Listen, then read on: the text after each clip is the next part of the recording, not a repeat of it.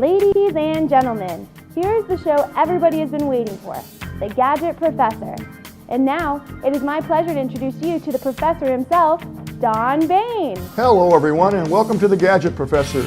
I am the Gadget Professor, and my name is Don Bain. I'd like to welcome everyone to our show. We have some cool things to show you today, some really cool gadgets, at least I like them. And before we begin, I'd like to certainly invite everybody to subscribe to the show. The show comes out every Thursday, and it's very easy to subscribe. All you have to do is go to www.thegadgetprofessor.com, and you will see a little subscribe button there. Just click that button. By doing that, you'll certainly get the show notes every week. Again, the show comes out on Thursday nights, and when you subscribe, you will actually be guaranteed of getting the show. You won't miss any episodes. You can also go to the Gadget Professor and check out any of the old content, the old reviews that we have. I think we're up to show 4 now, so again, welcome on board. Also, you can email me at any point in time at thegadgetprofessor@gmail.com. You can send in requests for reviews. You can also send us any questions that you may have or suggestions for new shows. And if you have a gadget out there, if you're a manufacturer and would like us to review something, just write review in the title, review the name of the gadget, and send that to thegadgetprofessor@gmail.com, and we'll be more than happy to accommodate you and give your product a good review. So today we're going to start off with some interesting gadgets. We are going to start off with an interesting app for the Android phone, and I believe it's only available for the Android phone, and it's called G-Tunes Music.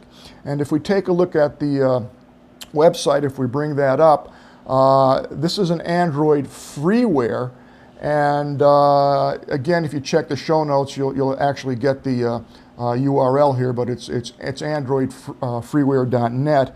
I have this applet applied to my phone. I have a Droid X, and installs 1, 2, 3, and basically you can search, preview, and download, play, and delete, and set ringtones and alarm notifications on any MP3 file. And believe it or not, people, you can search for whatever song or music that you want.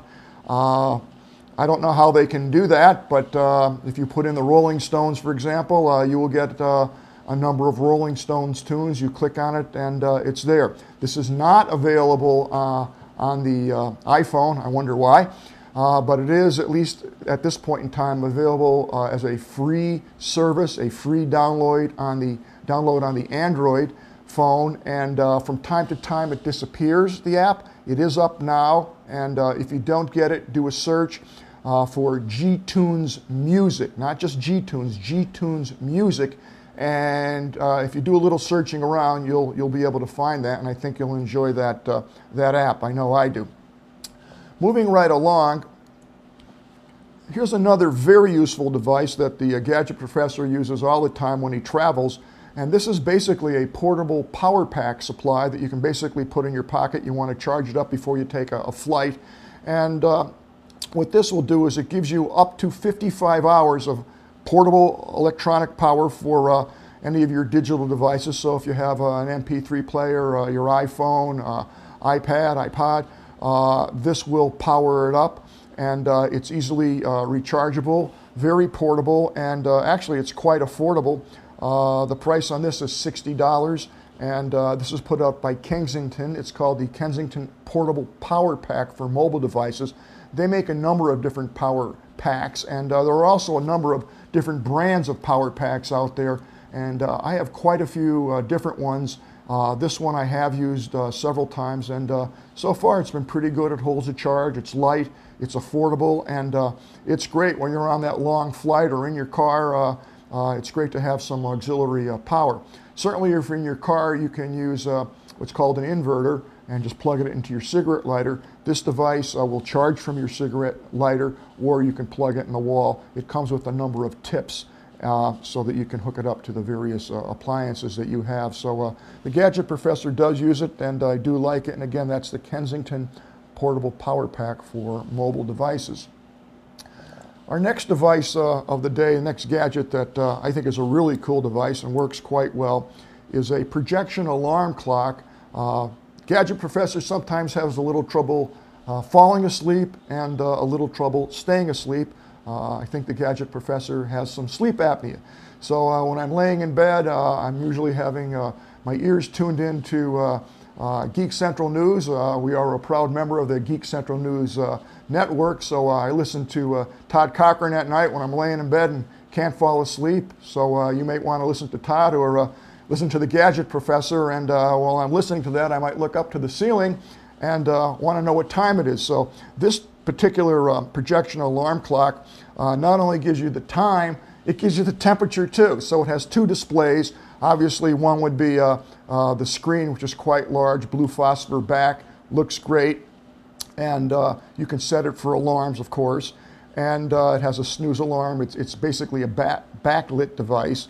And what I like about this unit in particular is it's atomic time. So you don't have to worry about setting it. It will, in a couple of minutes, find out where that satellite is, that atomic satellite, if you will, and set itself. So that's really nice. It has a bright display, and you can actually aim it at the ceiling and get the time and the temperature. The battery is extended for extended life for 24 months. That's 2 years. That's a long time. And this also comes with a remote, if you will, that actually tells you the temperature. It's a temperature sensor. So you can put the temperature gauge outside your window, and if you want, while you're snugging as a bug in a rug in the bed, you can see that it's sub-zero outside if you're back east. If you're in Arizona, you can see that it's 100 degrees and the air conditioning is on, and maybe you'll rest better. So that's a really cool device, and this particular device is available from La Crosse, and it sells for $35, very reasonable price for what you get. So today what we're going to do is take a review of the GoPro camera. And GoPro has been around for quite some time. I do own the naked GoPro camera, and we'll pull that up right now. This device is a very small camera. It is a high-def camera, and for the size of it, the quality of the image that it puts out in high def is nothing short of remarkable. The camera itself sells for $260. If you Google it, you may find it cheaper elsewhere. I know Amazon has this, and it's slightly less than the $260 that you can find this on the GoPro site. So let's take a close-up of this device, and as you can see, it's a very, very, very small camera. It almost looks like a toy, but believe me, it's not. From a functionality standpoint of view, the SD card is located here, and you really got to push on that to come out. There's your SD card, and you can put whatever size you want in there, and that just basically goes back in the slot. From a power standpoint of view, if you snap the back off, there is the battery. You can buy spare batteries, which is a good thing to have, and the battery just snaps in there. In terms of recharging the GoPro, it comes with a cord, and you can just go into your USB port and plug this other end here into the USB and obviously into the camera. That will charge the camera, or you can use this cord with any charging device for your iPod or whatever. It's just a standard cord. This piece is a standard cord also, but it does come with the GoPro in the box. The camera is capable of putting HD out, and you get two cords that come with it. You're going to get the red, green, and blue RCA jack, and a specialty pin that goes in the side of the GoPro. And if you look closely, you can't see it here, but actually one of these is HD, to put in your HD, which would be this cable, your red, green, and blue. And then if you want standard def, then you would just use the other cable with the red, yellow, and white, which would be yellow for video, and the red and the white for your stereo audio. That would go in the top. So those cables also come with the camera. The camera is unique in the sense that there's no CD panel to read anything about what's going on. And the way it works, there's a little button on the top here, and as I push this, you'll see a red light light up. And, well, I don't see the red light. It should be lighting up. Let's try. There we go. I'm sorry, the power button was actually there. So by clicking this button, it will give you different beeps. And if it's 1, 2, 3, or 4, it will actually determine whether it's in the standard def, the high def mode, and there's several to choose from. To start recording, you actually push the top button here, and this is actually recording now. Now, the thing that's very strange about this, as you can see, it's blinking twice, and you can see it's actually recording in high def now, and the red blinking light indicates that it is recording. What's very strange about the camera is the fact that you have no way whatsoever of seeing what you're recording. So we'll get to that in a minute, but that is can be a problem. You can hook up your USB cord here, plug it into the computer, and there is a way that will allow you to preview it, but let's face it, you're not going to be having the computer attached to this unit when you're using it. So what this device is for remote videotaping things, and obviously not videotaping, it's going to go on your SD card, it's digital. So you really have no way of knowing what it is that you're recording. The good news is that this lens is very parabolic in nature, and I'm going to show you some footage in a minute or so, and you'll see what I mean, so that if I'm aiming here or here or here or here or here, you're not going to get that much of a difference. Pretty much the middle of the screen, because the unit is the lens is so parabolic, it will pick up pretty much anything in terms of line of sight. I will talk more about this because there is a new feature that they've added to this camera, an add-on, an accessory, and I'll show you that in just a minute. So this camera is waterproof. If you put this in water, you will have a problem, but it comes with this device. This is a watertight, waterproof case, and basically the camera just fits in here snugly. There's a little piece of rubber here that pushes the camera forward, and then this mechanism literally locks and snaps on the back of the device, so that this lifts up and clamps down tightly. And now that's quite secure in there, and it's now waterproof. There is another removable back. This actually slips off, and there's a back that actually has holes in the back, and that's the back that you would use if you're going to be going over 100 miles an hour. The Gadget Professor does not go that fast, but you do get another back for that. So now it's waterproof, and the question is, how do you mount this? Well, they have a unique mounting system, and you can buy, of course, an accessory that will allow you to mount the camera on pretty much anything that you like.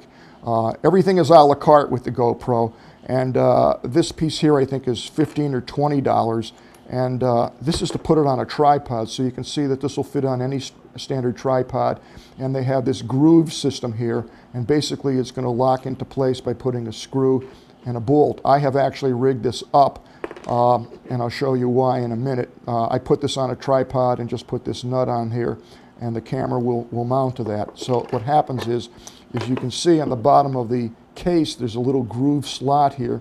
This will actually slip in to the camera, and now I put the screw through it, and it will mount on a tripod, and you can move it, forward, back, whatever, and you use this screw mechanism. Now, if we go back on camera to the Gadget Professor here, I'm going to show you another way to do this. This is the head strap mount, which of course looks very, very geeky, I know that. And we have a large thumbnail screw here, if you will, that comes out. And the camera now would slide into the slot here. And we then take this bolt, if you will, and we line that up. And this basically is going to screw in there like so. And now the camera is mounted to this head strap. So what the Gadget Professor did is push this back a little bit, and here's a treat for you. We actually put this camera over my hat, and we're now going to take a look at some footage of what this GoPro HD camera actually looks like in action. So let's take a look at that footage. So I'm going to keep my camera on, and you can see we are in the McDowell Mountains in the Scottsdale, Arizona area. And I'm going to remove myself from the picture at this point so you can get close up. You've seen enough of the Gadget Professor there for a couple minutes. And the quality, the HD quality is absolutely impeccable. You will notice the parabolic effect, if you will, the rounding of the image. That's all due to the lens. And I just have that on my hat. And you can almost see the shadow of myself hiking in the bottom lower left of the screen. And I'm going on a 6-mile journey in the McDowell Mountains. That big mountain in front of you, I will be climbing up that very shortly. The quality of the color is absolutely excellent. The resolution, 1080p, doesn't get much better than that. And for the size of that unit, it's quite impressive. And the only thing that you will notice in this video as I start walking again is it's moving left to right a little bit. And I'm going to put myself back into the video here. And the reason it's moving like this is because that's how I'm walking. You don't walk straight, if you will, without any movement. So that rocking that you see side to side there, and that, whoa, where am I? It's not that the image is not stabilized, because there is image stabilization built into the GoPro camera. But what you actually are seeing is my side-to-side movement. Now, certainly if you're doing a video and you're skiing, or you're going downhill, or you're on a car, you won't have that side-to-side motion that we're seeing here. So the GoPro camera is an excellent device. It sells for about $260. And what I'm going to do now is we're going to go back to the website, and I'm going to show you the new accessory that they've just come out with the camera that actually will allow you to see what's going on. So if we go here to the LCD back and we take a look at this device here, what actually happens here is this LCD panel, if you will, there's a little video of this, actually clips on to the back of the camera. So what we'll do is we'll go back and take a close-up look of the camera. I'm going to take the camera out of the case for a second here, and then we'll go back and take a close-up look at it. So I'm going to pop the camera out. There it is there. And now let's take a close-up view of the camera itself. And what they've done is basically there's a little indentation here, and there's a little electronic slot here, if you will, right here. So that back that I just showed you hinges here and pushes into the slot. So now, if we go back to the website, as you'll see, the back of this actually becomes the LCD panel. This sells for $79. Excellent addition. Yes, it's very expensive, but it will now add tremendous functionality to the GoPro camera itself.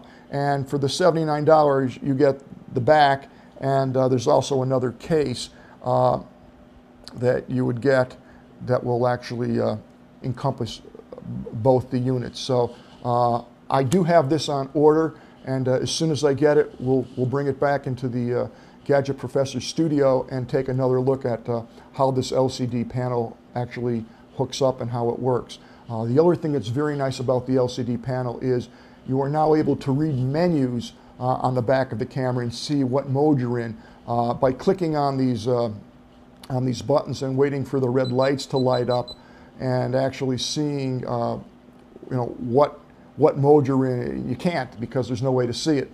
So the addition of the LCD back will allow you to actually read the menus, and that's very, very helpful. So it's a welcomed addition, a welcomed accessory to the GoPro camera, and it works really well. I'm very impressed with it, and we hope that you'll enjoy that too.